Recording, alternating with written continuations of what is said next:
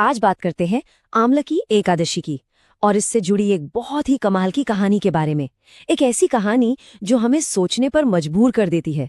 क्या हो अगर कोई ऐसा काम जो अनजाने में हो जाए किसी की पूरी जिंदगी बदल दे। चलिए आज इसी प्राचीन कथा में गहराई से उतरते हैं। तो यहीं पर एक बहुत बड़ा सवाल खड़ा होता है, क्या भक्ति के लिए सिर्फ हमारा इरादा, हमारी नीयत ही सब कुछ है, या फिर ऐसा भी हो सकता है कि बिना किसी इरादे के बस किसी भक्ति के काम में शामिल हो जाने से भी उसका फल मिल जाए। हाँ, हमारी आज की कहानी इसी दिलचस्प सवाल के चारों ओर घूमती है। तो चलिए कहानी की शुरुआत करते हैं। हम चलते हैं एक बहुत ही पुराने और पवित्र शहर जिसका नाम था वैदिश, और इस शहर पर राज करते थे भगवान विष्णु के एक बहुत बड़े भक्त राजा चित्ररथ। जरा सोचकर देखिए उस राज्य के बारे में। एक ऐसी जगह जहां चारों तरफ सिर्फ शांति और आस्था का माहौल था, जहां पूजा पाठ, व्रत ये सब लोगों की जिंदगी का हिस्सा थे, एक तरह से उनकी आदत थी। क्या राजा क्या प्रजा, हर कोई एक ही विश्वास के धागे में बंधा हुआ था। हाँ, तो दिन था फाल्गुन महीने के शुक्ल पक्ष की एकादशी का खास दिन। राजा चित्ररथ अपनी पूरी प्रजा के साथ आंवले के पेड़ के नीचे बने एक मंदिर में जमा हुए थे, और उनका इरादा क्या था? पूरी रात जागकर भगवान विष्णु की पूजा करना, उनकी आराधना करना। लेकिन जहां सब कुछ इतना भक्तिमय हो, कहानी में एक ट्विस्ट तो बनता है। तो अब एंट्री होती है एक ऐसे किरदार की जो वहां मौजूद भक्तों से एकदम बिल्कुल ही अलग था, और इसके आने से ही कहानी में एक नया मोड़ आ जाता है। ये एक शिकारी था और उसकी हालत बहुत खराब थी, भूखा प्यासा और ऊपर से पाप कर्मों में डूबा हुआ। आप सोचिए, कहाँ वो भक्ति में डूबी भीड़ और कहाँ ये, दोनों में जमीन आसमान का फर्क था। तो सवाल ये है कि वो शिकारी उस मंदिर में आखिर कर क्या रहा था? क्या वो पूजा करने आया था? नहीं, बिल्कुल नहीं। उसका इरादा था चोरी करना। और बस यहीं से कहानी का असली टकराव शुरू होता है। एक गलत इरादा एक पवित्र जगह से जा टकराता है, पर उसका प्लान चौपट हो गया। मंदिर में इतनी ज्यादा भीड़ थी कि वो बेचारा बाहर ही नहीं निकल पाया। तो उसे क्या करना पड़ा? एक कोने में जाकर छिपना पड़ा। और बस किस्मत का खेल देखिए, न चाहते हुए भी वो उस रात की पूजा का एक हिस्सा बन गया। और इस तरह मजबूरी में ही सही, उसका एक अनजाना व्रत शुरू हो गया। सोचिए, उसने भगवान की कथा सुनी, भक्तों को भजन कीर्तन करते हुए देखा, पूरी रात उसे जागना पड़ा, और वो भूखा प्यासा तो था ही। बिना जाने समझे उसने एकादशी व्रत के सारे नियम पूरे कर लिए थे। खैर, समय बीतता गया, उस शिकारी की भी मौत हो गई। लेकिन उस एक रात की कहानी वहीं खत्म नहीं हुई थी। उसका असर तो अभी बाकी था। अब देखते हैं कि उस एक अनजाने व्रत का आगे चलकर क्या जबरदस्त नतीजा निकला। इसे कहते हैं कर्म का चक्र। देखिए तो सही, पिछले जन्म में अनजाने में जो एक व्रत रखा था ना, उसका फल ये मिला कि अगले जन्म में वो शिकारी एक बहुत ही महान और शक्तिशाली राजा बना, राजा वसुरथ।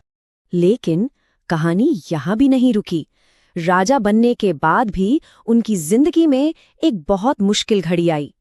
हुआ यूं कि एक दिन वो शिकार पर गए और जंगल में रास्ता भटक गए, और तभी डाकुओं के एक झुंड ने उन्हें घेर लिया और उन पर हमला कर दिया। और ठीक उसी पल, जब लग रहा था कि अब राजा की जान नहीं बचेगी, एक चमत्कार हुआ। खुद राजा के शरीर से एक दिव्य देवी प्रकट हुई, और पलक झपकते ही उन्होंने सारे के सारे डाकुओं को मार गिराया।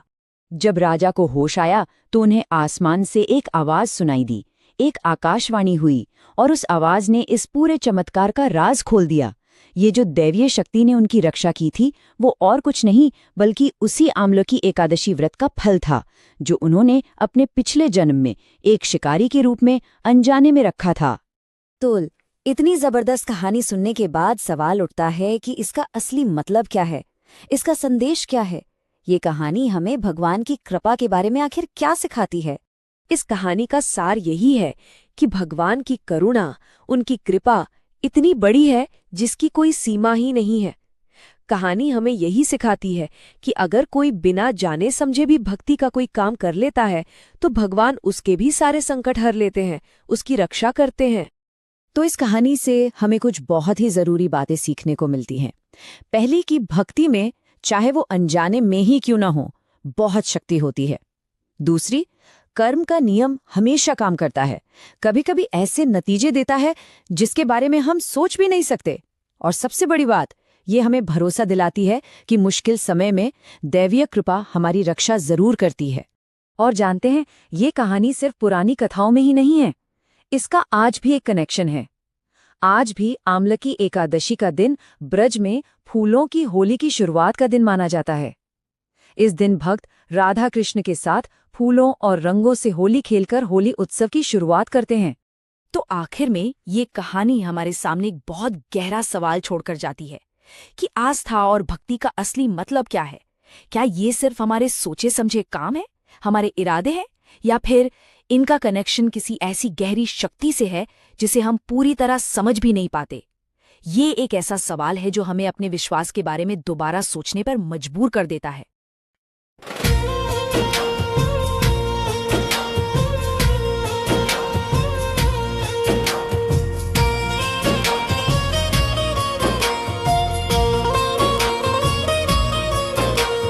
रंग भरी ग्यारस आई, संग खुशियाँ लाई, मेरे कान्हा को भाए। गुलाल की ढेरी होली से पहले देखो धूम है मची, भक्तों ने कृष्ण की महिमा है गाई। खाटू वाले शाम को गुलाल चढ़ाओ, मिश्री और माखन का भोग लगाओ। नीले घोड़े वाला जब मुस्काएगा, दुख दरिद्र जीवन से पल में जाएगा। दुख दरिद्र जीवन से पल में जाएगा। आमलकी ग्यारस बड़ी अनमोल है, भक्ति के सागर में हृदय विभोर है। प्रेम की पिचकारी, श्रद्धा का रंग, रंग जाओ आज तुम ठाकुर के संग।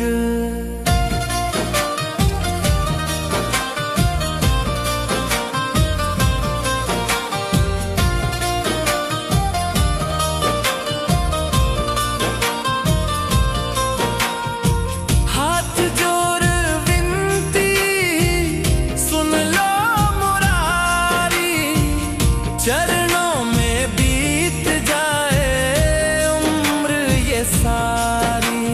जय जय एकादशी।